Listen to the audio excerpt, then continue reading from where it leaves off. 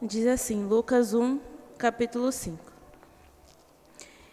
Existiu no tempo de Herodes, rei da Judéia, certo sacerdote chamado Zacarias, da ordem de Abias, e cuja mulher era das filhas de Arão, e o seu nome era Isabel. E eram ambos justos perante Deus, andando sem repreensão em todos os mandamentos e preceitos do Senhor. Já que nesse versículo 6, algo que chama, né, a nossa atenção é sobre esse fato de tanto Zacarias como Isabel terem essa caminhada, né, esse proceder de justiça e de obediência, né, perante Deus. Ele não fala a palavra obediência, né, mas fala que andavam justos, sem repreensão, justos perante Deus, andando sem repreensão em todos os mandamentos, né? Isso remete à questão da obediência que eles tinham no coração à palavra de Deus, né? Aqui não era como hoje a gente conhece, né, o cristianismo, mas era estabelecido, era a questão do judaísmo, né, da cultura judaica, da religião judaica do povo de Israel. E eles eram obedientes, né, a todas as leis, aos mandamentos, todos aqueles preceitos. E essa questão da obediência, né, do ser justo e obediente, tem a ver com o que a gente vai conversar durante o decorrer, né, do nosso texto da mensagem. Então, continuando, versículo 7.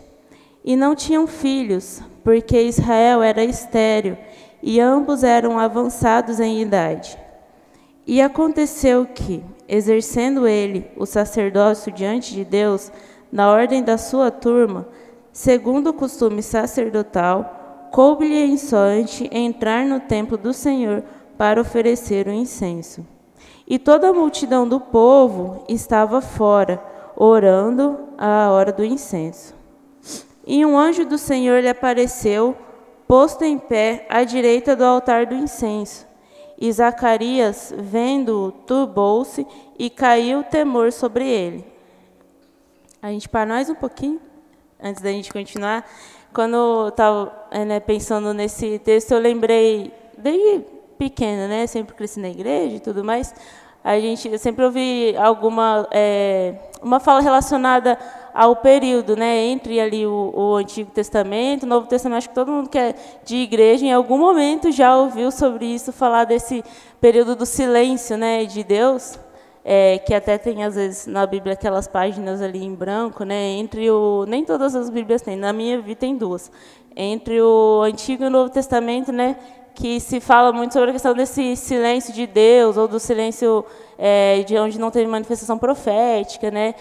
E aí eu fiquei pensando sobre essa questão, né, quando o Zacarias, né, o anjo vem e fala com ele, né, de um momento onde Deus estaria falando novamente, né, mas eu fiquei pensando sobre essa questão desse silêncio de Deus, e aí desde sempre, né, mas hoje, especificamente pela mensagem, será que Deus ficou em silêncio mesmo? Deus não falou nada? Foi um momento em que Deus, assim, né, quietou. Mas, e aí eu fiquei fazendo uma comparação com a minha vida, né? Eu fiquei pensando sobre como a gente, às vezes eu vou vivendo, tem momentos que a gente sabe, né, quando a gente está andando por algum caminho, fazendo alguma coisa, ou vivendo, né, no nosso dia a dia, e aí, por um determinado momento, a gente ouve aquela vozinha lá no nosso coração, né? De repente, uma repreensão, algo de que a gente está fazendo um caminho, ou uma palavra que a gente não deveria falar, que a gente sabe que é aquela voz de Deus falando no nosso coração, né? Nem sempre Deus vem com aquela fala, como aqui Zacarias, um anjo vem e fala, ou Deus tem aquela voz que a gente pode escutar assim, né? Como conversando um com o outro, mas Deus tem os meios, tem as formas de falar e tem a forma de falar com cada um. Então, eu fiquei refletindo sobre como, na minha vida, né, Deus fala comigo, a forma que eu entendo que é Deus falando comigo, e como, por determinadas vezes, eu não escuto essa voz de Deus. Seja lá porque eu, de repente, não estou buscando saber a vontade de Deus, ou porque, ouvindo a voz de Deus, eu decido agir da minha própria maneira, decido fazer do meu próprio jeito. Às vezes eu escuto, não, Deus fala, né, lá no meu coração, não fala isso. Só que aí você vai e quer falar, quer ter a razão ali, quer tomar o controle daquela decisão que você está tomando, né? Você quer estar à frente daquilo que você tem que fazer, né? Às vezes decide por escolher o seu próprio caminho e seja feita a minha vontade, né? Não a vontade de Deus. E aí eu fiquei, né, nessa comparação. Será que poderia, de repente, ser só que o povo não estava atento à voz de Deus? Será que simplesmente o povo não estava decidindo fazer da maneira que eles desejavam fazer, achavam que era o melhor, achavam que era o melhor ser feito? E aí, já fazendo também uma propaganda na nossa escola bíblica, né? A gente tem estudado muito no período, né, desse Antigo Testamento, sobre o povo, quantas vezes o povo, se misturando com outros povos, outras culturas, outras religiões, acabavam enxergando na cultura do outro, na religião do outro, caminhos de vida para eles, né? E aí, de repente, quando via, estava tudo misturado, eles se afastavam de Deus, né? Tinha todo um ciclo de desobedecer a Deus, ter a queda, e aí depois voltarem, de alguém vir, enviado por Deus, e trazer uma palavra e o povo voltar para a presença de Deus. Enfim, quem está na escola bíblica, né, sabe do que eu estou falando. Quem não sabe, venha na escola bíblica quando retornar em agosto. Mas, enfim, existia esse processo, né, do povo, em determinados momentos, acabarem se afastando daquilo que era mandamento, daquilo que era a ordem de Deus. E isso acontece com a gente, né, na nossa vida também. Em vários momentos a gente se afasta daquilo que é ordem, que é mandamento de Deus para a gente. E, consequentemente, a gente não escuta, Deus não está falando com a gente, né? Mas, às vezes, pode ser que a gente simplesmente não está ouvindo, não está dando atenção, não está dando ouvidos à voz de Deus. E é interessante aqui que, quando vem, né, essa palavra Zacarias, né, nesse momento aqui, antes ainda do nascimento de Jesus, né, um anjo apareceu ali, né? Eu acho que nessa situação, acho que o povo não estava muito ouvindo a voz de Deus em algumas situações, mas Zacarias foi alguém que teve ali, que Deus chegou, se apresentou e foi falar com ele. E aí ele viu o anjo, e aí o anjo disse assim a Zacarias, versículo 13. Zacarias, não temas, porque a tua oração foi ouvida, e Isabel, tua mulher, te dará à luz um filho, e chamarás o seu nome João. E terás prazer e alegria, e muitos se alegrarão no seu nascimento, porque será grande diante do Senhor, e não beberá vinho, nem bebida forte, e será cheio do Espírito Santo, já desde o ventre de sua mãe. E converterá muitos dos filhos de Israel ao Senhor seu Deus, e irá diante dele no espírito e poder de Elias, para converter os corações dos pais aos filhos, e os rebeldes à prudência dos justos, com o fim de preparar ao Senhor um povo bem disposto. E aqui, a gente para mais um pouco, para falar sobre essa questão do plano de Deus, né? Zacarias e a esposa dele, Isabel, tinham essa questão de que eles não podiam ter filhos, né? E aí aqui o anjo chega para Zacarias falando dessa questão, que eles iriam ter filho, e fala, né, que o filho deles, né, a gente sabe, o João Batista, seria alguém usado por Deus, cheio do Espírito Santo, para transformar realidades ali por onde ele passasse, né? A gente vai continuar lendo o texto, mas mais à frente vai falar de um outro plano de Deus sobre a vida de Maria, que é o nascimento de Jesus. E aí a gente vai continuar lendo para depois fazer mais sentido o que eu vou falar. Versículo 18. Disse então Zacarias ao anjo: como saberei isso? Pois eu já sou velho e minha mulher avançada em idade. E respondendo o anjo disse-lhe: eu sou Gabriel, que assisto diante de Deus, e fui enviado a falar-te e dar-te essas alegres novas. E eis que ficarás mudo, e não poderás falar até ao dia em que estas coisas aconteçam, porquanto não creste na minha palavra, que a seu tempo se hão de cumprir. E o povo estava esperando a Zacarias, e maravilhava-se de que tanto se demorasse no templo. E saindo ele, não lhes podia falar, e entenderam que tinham tido uma visão no templo.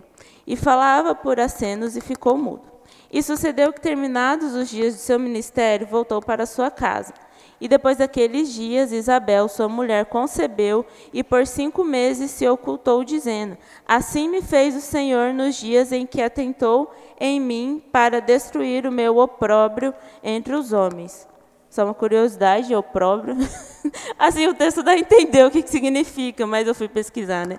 Opróbrio seria uma grande desonra, né? Tinham uma grande desonra pública, né? Pelo fato deles não terem filhos, né? Que era considerado como da parte de Deus, né? Por um castigo de Deus, por algum motivo, né? Seja um pecado, mas de alguma forma Deus não estava contente. E aí eles publicamente eram envergonhados em função disso. 26.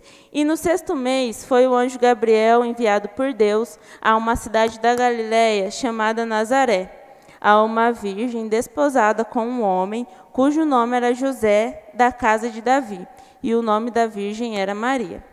E vindo o anjo até ela, disse: Salve, agraciada, o Senhor é contigo, bendita és tu entre as mulheres. E vendo-o ela, turbou-se muito com sua palavra e considerava que saudação seria esta. Disse-lhe então o anjo: Maria, não temas, porque achaste graça diante de Deus. E eis que em teu ventre conceberás e dará à luz um filho e chamarás o seu nome Jesus. Este será grande e será chamado Filho do Altíssimo, e o Senhor Deus lhe dará o trono de Davi, seu pai, e reinará eternamente na casa de Jacó, e o seu reino não terá fim. E disse Maria ao anjo: Como se fará isto, visto que eu não conheço homem algum? E respondendo o anjo disse-lhe: Descerá sobre ti o Espírito Santo, e o poder do Altíssimo te cobrirá com a sua sombra. Por isso também o santo que de ti há de nascer será chamado Filho de Deus. E eis que também Isabel, tua prima, concebeu um filho em sua velhice, e é este o 6º mês para aquela que era chamada estéril, porque para Deus nada é impossível. Disse então Maria: Eis aqui a serva do Senhor, cumpra-se em mim segundo a tua palavra. E o anjo ausentou-se dela. Lendo essas 2 histórias, já bem conhecidas, acredito, né, por nós, a gente vê Maria, uma moça virgem, e Isabel, já uma senhora já de mais idade. E as duas sendo agraciadas por Deus e sendo fonte, né, de um plano da parte de Deus.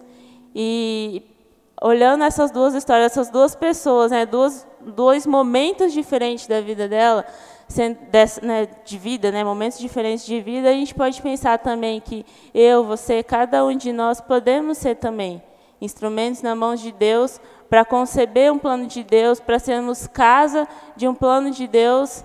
E esse plano, e aí que eu, né, pensando nas 2 histórias, o grande plano de Deus, de salvação da humanidade, né, de salvar todas as pessoas, já foi feito, né, foi concretizado através da vida de Jesus. Através da vida de Jesus e a morte dele nos redimiu, né, de todo pecado. Esse é o plano de Deus que nos salvou, que nos libertou. Mas Deus tem planos, né? É um Deus de planos. E aí, na vida de Isabel, a gente pega, quando a gente olha Isabel, que gerou João Batista, era alguém, me chamou muita atenção o versículo 16 e 17, e converterá muitos dos filhos de Israel ao Senhor seu Deus, e irá diante dele no espírito e poder de Elias para converter o coração dos pais aos filhos e os rebeldes à prudência dos justos, com o fim de preparar ao Senhor um povo bem disposto. Então, às vezes a gente pode ser usado por Deus para cuidar de uma casa, né, cuidar de uma família. Você, às vezes, de repente, como seja pai, mãe ou não, na sua família, como filho, como filha, pode ser alguém que seja portadora de um plano de Deus para restauração de famílias, restauração de lares, de restauração de vínculos, né, de amizades, porque você simplesmente precisa estar com a disposição aberta a receber esse plano de Deus e de se decidir ser casa desse plano de Deus. E Deus tem ninguém nasce por acaso, né? Ninguém é um erro, mas todo mundo é conhecido da parte do nosso Deus. Você é conhecido, você é conhecida de Deus. Ele conhece o que tem no mais profundo do nosso coração. Ele sabe o que a gente tem de bom, o que a gente tem de ruim, e ele tem o melhor caminho para cada um de nós. Todos nós somos úteis no reino de Deus. Ninguém só está ali passeando no reino de Deus. Não, todo mundo pode ser útil, todo mundo tem o que fazer no reino de Deus. E independente da... Deixa eu achar a palavra certa. Independente do alcance do que Deus tem para que você faça, é muito importante dentro daquilo que é o reino de Deus, dentro do plano de Deus. Porque, de repente, você pode ser alguém que o alcance daquele plano de Deus vai se resumir ao seu ciclo familiar. Você vai ser alguém que pode ser que Deus te chamou para cuidar do seu lar, para cuidar da sua família e fazer a diferença na vida dos seus filhos, na vida dos seus pais, na vida do seu esposo, da sua esposa, fazer a diferença na vida de alguém, de ser alguém que possa preparar um coração para que tenha, como é o caso de João Batista, né? Preparar ao Senhor um povo bem disposto. Você pode preparar seus filhos para serem povo disposto do Senhor, para receber da palavra de Deus, para semear uma plantinha, semear uma semente no coração deles. E você pode ter um alcance que, de repente, transmite, né, uma mensagem, uma palavra a mais vidas, a mais pessoas, mais alcance. E, independente do alcance, toda a missão da parte de Deus é igualmente importante. Então, abrace a missão que o Senhor te deu e caminhe por ela. Abrace a missão que o Senhor te deu e fala, Senhor, eis-me aqui. Como Maria falou, né, às vezes a gente não sabe como vai ser. Maria falou, mas como que isso vai acontecer se eu não conheço homem nenhum? E aí o anjo até fala, né, descerá sobre ti o Espírito Santo. Então, a gente pode caminhar na certeza que o Espírito Santo de Deus está conosco, que a missão que Ele trouxe para mim, que Ele trouxe para você, aos nossos corações, o Espírito Santo vai guiar. A gente só precisa estar atento, de ouvidos atentos, com o coração disposto, para poder cumprir aquela missão que Deus tem para nós, para poder sermos obedientes à voz dEle. A gente leu o 38. Depois, na sequência, né, o texto ele vai falar do encontro, né, de Maria com Isabel. Versículo 39. E naqueles dias, levantando-se Maria, foi apressada às montanhas, a uma cidade de Judá, e entrou em casa de Zacarias e saudou a Isabel. E aconteceu que, ao ouvir Isabel a saudação de Maria, a criancinha saltou no seu ventre, e Isabel foi cheia do Espírito Santo. E exclamou com grande voz e disse, bendita és tu entre as mulheres, e bendito o fruto do teu ventre. E de onde me provém isto a mim, que venha visitar-me a mãe do meu Senhor? Pois eis que, ao chegar aos meus ouvidos a voz da tua saudação, a criancinha saltou de alegria no meu ventre. Bem-aventurada a que creu, pois hão de cumprir-se coisas que da parte do Senhor lhe foram ditas. Disse então Maria, a minha alma engrandece ao Senhor, e o meu espírito se alegra em Deus, meu Salvador, porque atentou na baixeza de sua serva. Pois eis que desde agora todas as gerações me chamarão bem-aventurada, porque me fez grandes coisas o poderoso, e santo é o seu nome, e a sua misericórdia é de geração em geração sobre os que o temem. Com o seu braço agiu valorosamente, dissipou os soberbos no pensamento de seus corações, depôs dos tronos os poderosos e elevou os humildes. Encheu de bem os famintos e despediu vazios os ricos. Auxiliou a Israel, seu servo, recordando-se da sua misericórdia, como falou aos nossos pais para com Abraão, e a sua posteridade para sempre. E Maria ficou com ela quase 3 meses e depois voltou à sua casa. É interessante esse encontro, E aí eu fiquei lembrando muito dessa nossa frase, né, da igreja, e eu vim com essa camiseta, não foi proporcional, proposital, ia falar. Não foi proposital, mas é algo que a gente fala, né, carrega, existem coisas que só Deus pode fazer por você, todas as outras nós podemos fazer juntos. E é uma frase que a gente tem aqui na nossa igreja, né, e que é uma verdade. Existem aquelas coisas que só Deus faz. Aqui no caso de Maria e de Isabel, só Deus poderia fazer com que elas tivessem, né, aquela gestação, gerassem aquele fruto. E só que aí no momento em que elas se encontram, um é cheio do outro, né? O João Batista ali é cheio do Espírito Santo de Deus, e a partir daí, né, após o nascimento, após eles têm uma vida aí cheia do Espírito Santo, e Jesus, né? Enfim, Jesus. Então, aquilo que só Deus pode fazer por mim, aquela transformação que só Deus pode fazer na minha vida, a gente pode, enquanto igreja, juntar com aquilo que só Deus pode fazer na sua vida. E todo mundo, a gente colocando isso junto, somar, né, os nossos planos ao plano de Deus, que, né, o plano de Deus de cada um, somando tudo isso junto, a gente pode fazer grandes coisas pelo reino de Deus. E eu acredito que essa é a nossa missão mesmo enquanto igreja. A gente precisa estar atento, né? Precisa estar atentos à voz de Deus, para que a gente não seja apenas uma igreja que se reúne em cultos, em programações, né? Ciente de programações, ciente de eventos, e não cumpra a missão do reino. A gente precisa caminhar sempre consciente disso, né? Porque é muito gostoso, né? A gente vir aqui cantar e ter aquele momento, e depois partiu casa, né? Cada um tem a sua semana, as suas vivências, mas o reino de Deus vai muito além disso, né? O reino de Deus é no dia a dia, e a gente pode fazer isso juntos no dia a dia, né? A gente pode caminhar juntos no dia a dia, e a gente pode ser verdadeiramente usados por Deus para que pais se convertam aos filhos, né?